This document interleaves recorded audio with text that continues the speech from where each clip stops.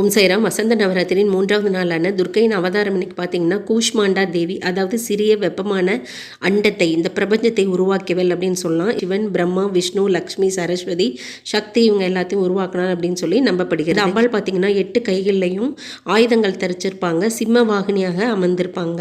இந்த அம்பாளை வழிபடுறதுனால அஷ்டசித்தியும் நவநிதியும் நமக்கு கைகூடி வரும். தரித்திர நிலை போக்கி ஐஸ்வர்யத்தை தரக்கூடியவள் இந்த அம்பாள்.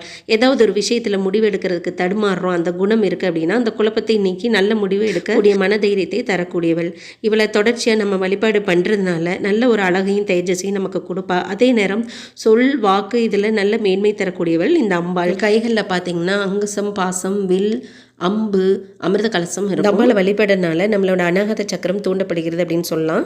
இவளுக்கு பிடித்த மஞ்சள் நிற இனிப்பு அல்லது தயிர் சாதம் நைவேத்தியம் பண்ணி அவளுக்குரிய மந்திரம் சொல்லி நம்ம வழிபாடு பண்ணலாம். இன்றைக்கி வெள்ளிக்கிழமை அப்படிங்கிறது லட்சுமிக்கு உகந்த நாள், சக்தி கணபதி விரதம் அப்படிங்கிறனால அவங்களுக்கு நான்